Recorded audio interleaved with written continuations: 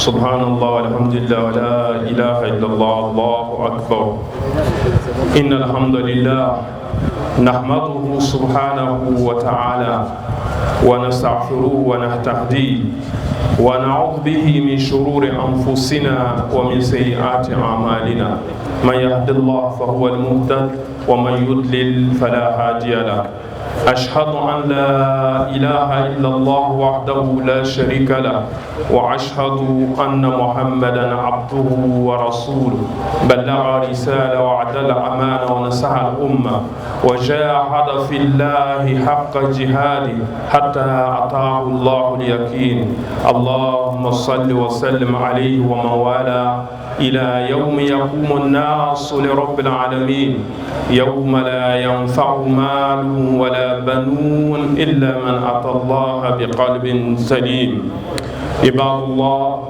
أوصيكم ونفسي بتقوى الله في السر والعلن ألا فاتقوه وخافوه يقول ربنا سبحانه وتعالى في القرآن العظيم يا أيها الذين آمنوا اتقوا الله حق تقاته ولا تموتن إلا وأنتم مسلمون ويقول سبحانه يا أيها الذين آمنوا كتب عليكم الصيام كما كتب على الذين من قبلكم لعلكم تتقون وقال الرسول عليه الصلاة والسلام من صام رمضان إيمانا واحتسابا غفر له ما تقدم من ذنبه صدق الله وصدق رسوله الكريم.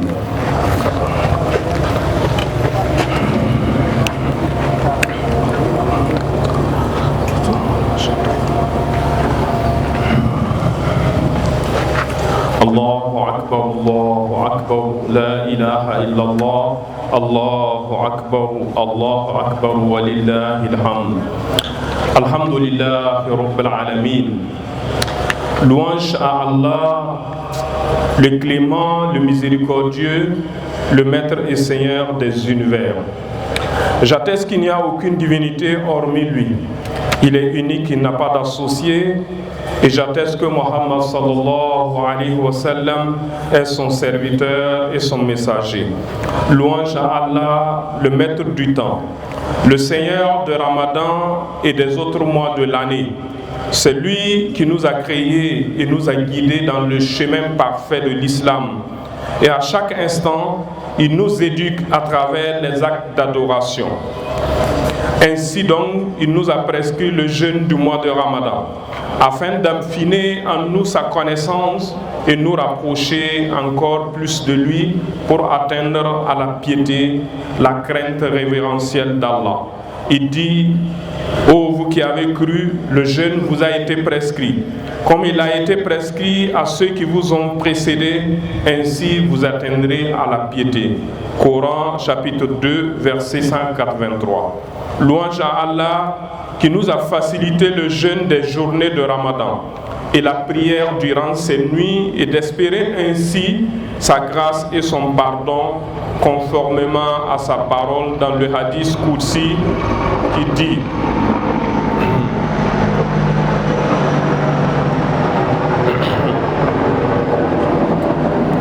conformément à sa parole qui dit le jeûne est observé à ma dévotion et j'en récompense celui qui l'observe, puisqu'il s'abstient de ses jouissances, de sa nourriture et de sa boisson pour ma cause. Celui qui observe le jeûne a deux grandes joies. Il se réjouit quand il rend le jeûne et il se réjouira quand il rencontrera son Seigneur, et l'haleine de celui qui jeûne est plus agréable à Allah que l'odeur du musc, rapporté par Bukhari. Certes, la piété consiste à craindre Allah aussi bien dans les grands actes que dans les petits, en s'efforçant d'exceller dans le bien pour toujours mériter son amour et en s'éloignant du mal pour ne pas tomber dans sa colère. C'est pourquoi le croyant pieux contrôle ses membres pour ne pas nuire aux autres créatures de Dieu sur la terre. C'est d'ailleurs ainsi que le prophète a décrit le croyant en disant: le musulman est celui dont les autres musulmans sont à l'abri de sa langue et de ses mains. Et l'émigrant est celui qui fuit ce que Allah a interdit, rapporté par Bukhari et Muslim. Mes frères et mes sœurs, par le biais du jeûne de Ramadan et des nombreux actes qui l'accompagnent, lecture coranique, invocation, solidarité, le musulman a appris à discipliner l'entièreté de son être. Il s'est abstenu de boire et de manger durant la journée, mais aussi il a baissé le regard devant l'indécent. Il a retenu ses mains devant le gain illicite. Il a retenu sa langue de propos malveillants et son ouïe devant la rumeur et les faux propos. Il a partagé son pain avec son frère à la rupture. Il a offert de quoi manger à l'indigent. Mon frère, ma soeur, le musulman qui a parachevé l'accomplissement du mois de Ramadan n'a réalisé un exploit ni accompli une prouesse à applaudir, surtout durant cette canicule. Loin de là. L'objectif du jeûne n'est pas de prouver sa bravoure ou de tester sa résistance. Dieu n'a nul besoin d'une telle démonstration. Le musulman qui a jeûné s'est soumis à un programme d'amélioration de sa dévotion, de perfectionnement de son humanité, d'affinement de sa soumission à Allah. Il s'est rapproché de Dieu et de ses créatures. Les pieux prédécesseurs disaient: celui qui désire savoir que son adoration pendant Ramadan est exaucée, qu'il observe ses actes après Ramadan. Mes frères et mes sœurs, bienheureux celui dont le Ramadan a été un déclic pour gravir les échelons de l'excellence. Bienheureux celui qui maintient allumée la flamme de la foi éclose de par les pratiques en Ramadan. A contrario, celui qui a vu dans le Ramadan un moment de contrainte et de limitation des libertés n'a rien compris à la finalité éducative du jeûne et n'a pas non plus tiré profit de cette belle occasion. Ainsi donc, il importe que le croyant reste dans la constance et maintienne cet état de rapprochement de Dieu et ne rechute pas dans ses anciens travers aussitôt le mois terminé. Et pour cela, il faudra que le cœur du croyant reste attaché à la mosquée et son corps à la communauté. La mosquée est une école permanente d'apprentissage de valeurs et la société est le terrain d'application pour le croyant. Mes frères et mes sœurs, au cours de l'année, des jeûnes surrogatoires sont disposés pour nous servir de piqûre de rappel s'il en faut. Et dès ce mois de Shawwal, il est conseillé de jeûner 6 jours et le prophète dit à ce propos: quiconque jeûne Ramadan et le fait suivre par le jeûne des 6 jours de Shawwal, c'est comme s'il avait jeûné tout le temps. Rapporté par Muslim, Abu Daoud, Nasaï ibn Majah. Mes frères et mes sœurs dans la foi, communauté des musulmans, le mois de Ramadan nous a permis de voir une capacité de mobilisation de notre communauté.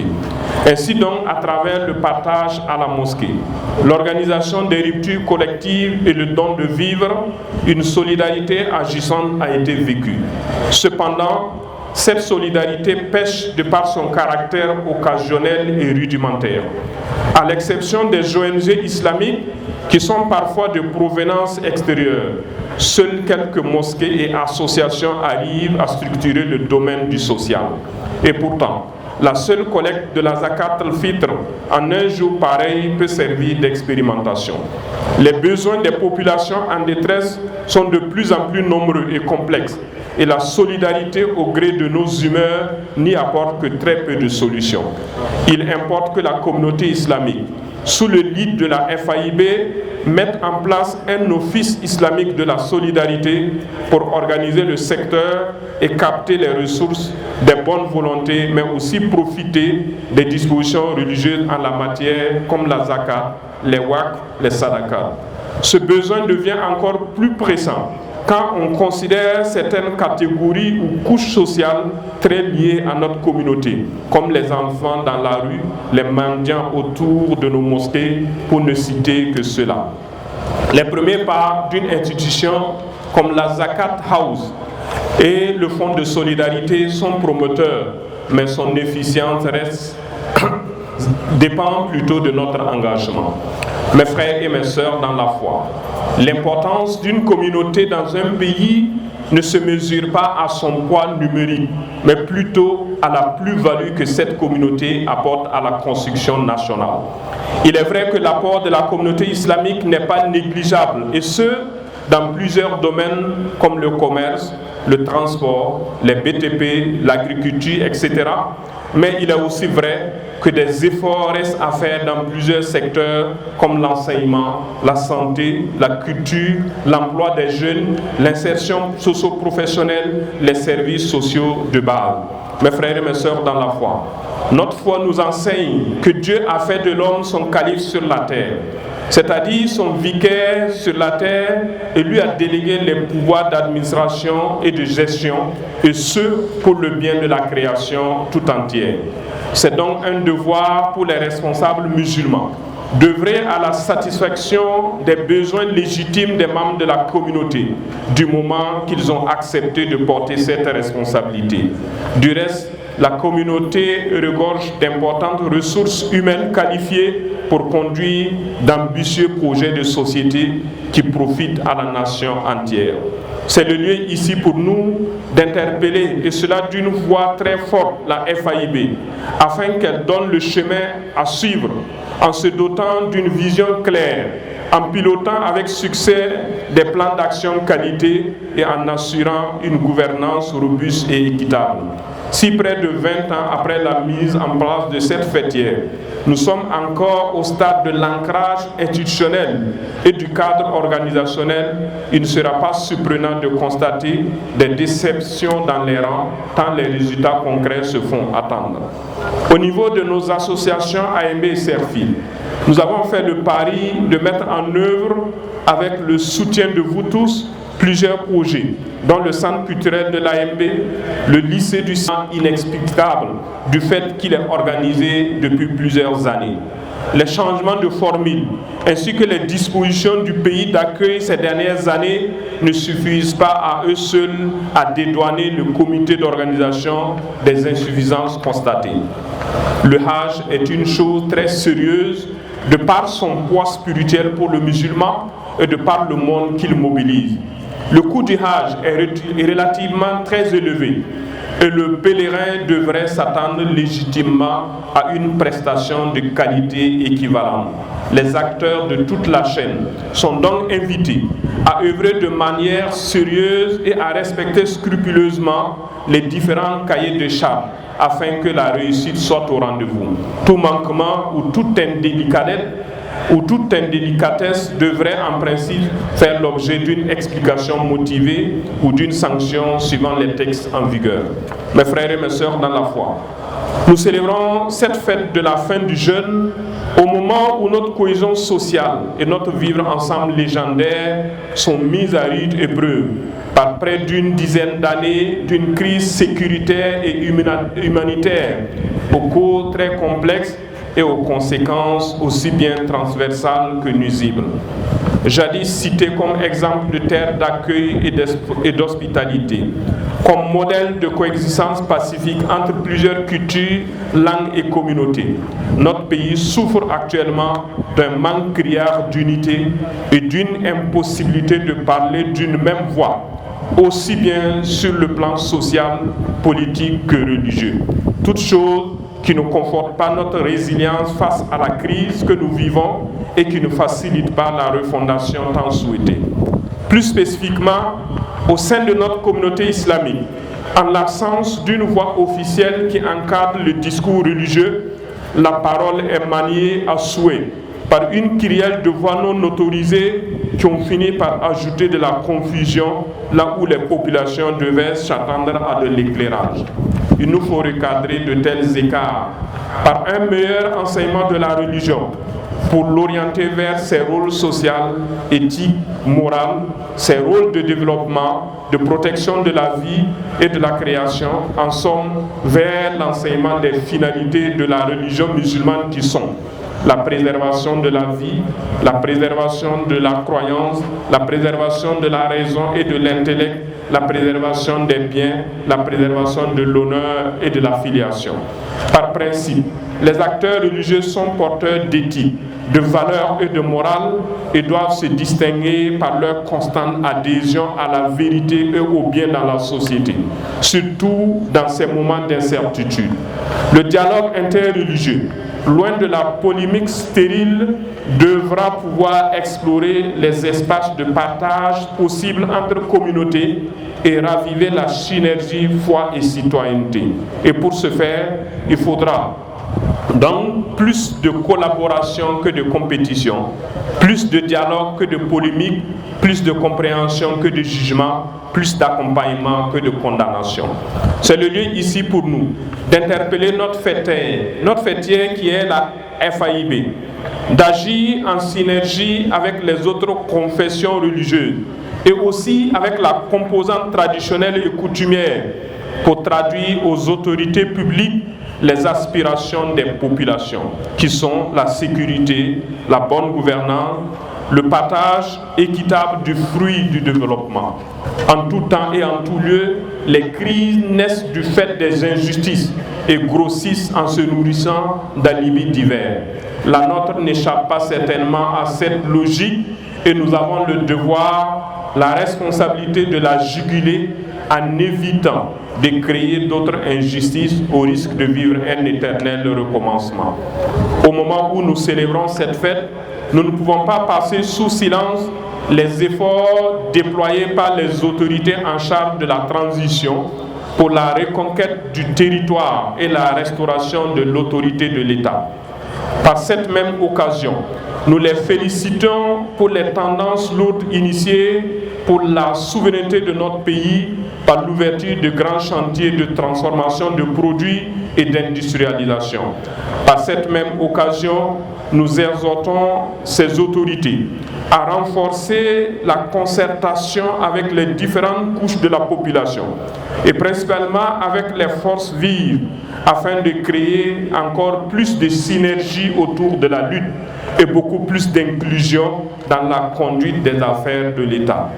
Nous appelons la population et singulièrement nos fidèles à soutenir les actions entreprises et à s'engager davantage pour le terrain, mais aussi dans toute initiative citoyenne qui conforte notre attachement à la mère patrie. Nous saluons la détermination de nos forces de défense et de sécurité et de nos VDP engagés sur les différents théâtres d'opération. Nous bénissons leurs actions et nous prions pour le repos des martyrs ainsi que pour la santé des blessés. Nous avons une pensée pieuse pour toutes les personnes affectées d'une manière ou d'une autre par cette situation injustifiée.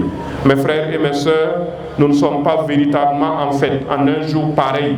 Tant que près de 2 millions de Burkinabés dorment à la belle étoile, loin des terres qui les ont vus naître et dans des conditions précaires à la merci d'intempéries divers.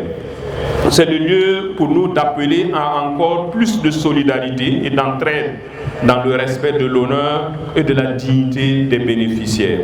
Mes frères et mes sœurs dans la foi, certes, nous traversons une crise sans précédent dans notre histoire récente, mais nous sommes conscients de la situation d'autres peuples de par le monde qui vivent aussi des moments dramatiques. Nous sommes solidaires de tous les hommes qui souffrent de par le monde, de par le fait d'autres hommes, simplement parce qu'ils veulent vivre libres, dignes et épanouis. Nous avons en pensée les populations de l'Afrique de l'Ouest, particulièrement maîtrise du fait de l'extrémisme violent, mais aussi d'autres peuples comme les Palestiniens à qui il est dénié le droit d'exister, et cela sous le regard impuissant de la communauté internationale. En tout temps et en tout lieu, l'injustice devrait être combattue, et ce, avec la dernière énergie. C'est à ce prix que notre monde pourra continuer à exister et que la vie humaine aura sa place et sa sacralité. Et pour une cause pareille, nous devrons être capables de nous allier à tous ceux qui mènent le même combat, au-delà de nos différences de race, de nation, de foi, de culture. Mes frères et mes sœurs dans la foi, aujourd'hui c'est un jour de partage. Nous avons rassemblé la Zakat al-Fitr dans nos mosquées afin que des vivres soient partagés aux plus besogneux d'entre nous. Loin d'être un acte isolé, c'est une invite à penser aux démunis tout au long de l'année. Partageons aussi les repas que nous avons préparés à nos parents, nos voisins, nos collègues, mais restons sobres et modérés dans l'expression de la joie, car nous n'avons pas assez de motifs de nous réjouir dans la situation que vit notre pays. Exprimons notre joie dans les limites décrites par notre religion, en évitant ce qui est interdit, comme l'alcool, mais aussi toute autre nourriture dont l'abus est nuisible à notre santé. Enfin, mes frères et mes sœurs, Ramadan nous a élevés en matière de conduite et de comportement. Ramadan nous a enseigné les manières et la maîtrise de soi. Le jeûne a forgé notre endurance et éprouvé notre patience. Nous avons le devoir de faire aussi profiter à notre entourage cette lumière de Ramadan. C'est tout le sens de la religion et de l'adoration. Se nourrir verticalement de la présence divine et en faire bénéficier à l'horizontale les créatures de Dieu sur la terre. En somme, être avec Dieu, vivre avec les hommes. Allah agrée notre jeûne et améliore notre comportement, pardonne nos insuffisances. Qu'Allah apporte son soutien à ceux qui souffrent, qu'il soulage les peines et allège les jours, qu'il ramène la paix, la sécurité et la cohésion sociale dans notre pays, qu'il nous conforte dans notre vivre ensemble et renforce notre cohésion sociale. Bonne fête à tous. Allahumma rabbana atina fi dunya hasana wa fil akhirati hasanatan wa qina adhaban nar.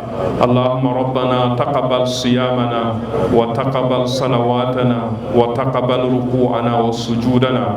Allahumma rabbana la tada' lana fi makamina hadha dhanban illa ghafartahu wa la hamman illa farrashahu wa la daynan illa qadaytahu wa la maridan illa shafaytahu wa la hajatan min hawa'ij ad-dunya wal akhirah hiya laka ridan wa lana fiha salah illa antana ala qada'iha ya arhamur rahimin. Allahumma salli ala Muhammadin fil awwalin, salli ala Muhammadin fil akhirin, salli ala Muhammadin fil nabiyyin wa salli على محمد في الملأ الأعلى إلى يوم الدين. اللهم لك صمنا وعلى رزقك أفطرنا وبك آمنا فتقبل منا إنك أنت السميع مجيب الدعوات. سبحان ربك رب العزة عما يصفون وسلام على المرسلين والحمد لله رب العالمين والسلام عليكم ورحمة الله.